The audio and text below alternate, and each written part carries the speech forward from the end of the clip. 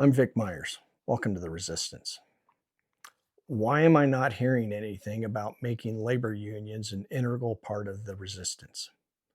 This is part 6 of Resistance Needs a Plan to build collective power. If there's one thing we can all agree on, it's that we have to maximize our numbers and coordinate them. We have to be organized. I don't know how the indivisible and the 50-51 groups go about organizing their protest. Certainly not being critical of them. They're doing a great job. But when I think about them, I only think about protest. I think there's a way to significantly add to what they're doing.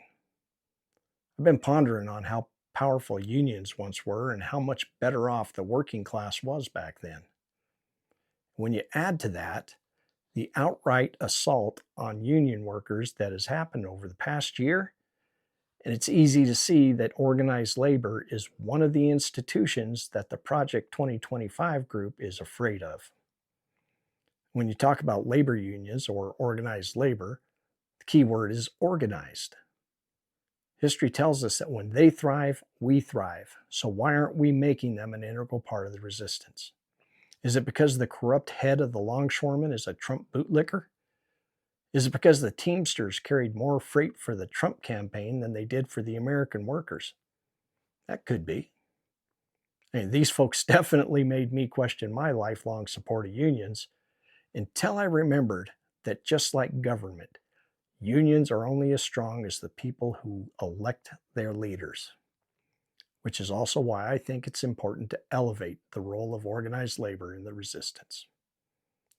I saw coverage of a Graham Plattner campaign stop the other day.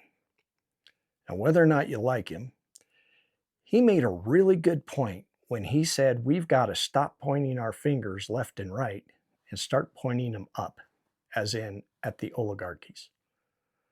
The millionaires and the billionaires have the power to rein in this administration. We have to make them feel consequences for what's happening. Organized labor is one of the few institutions that is still controlled by the people instead of by the politicians, and they can do it. If we want to scare the hell out of the oligarchs, we can do it with an outpouring of support for unions at every opportunity. Get to know every labor union in your community and show up for them every chance you get. If the teachers union is making a presentation to the school board, pack the room to support them. If the food workers are picketing at Safeway, make a sign and picket with them. Every opportunity you get to show up for organized labor, no matter what they're doing, show up. Be with them, and they'll be with us. A tremendous and visible outpouring of support for organized labor unions across this country will make corporate America question its support for this regime. And it will be good for America's future after this regime is deposed. Thanks for listening. Good day.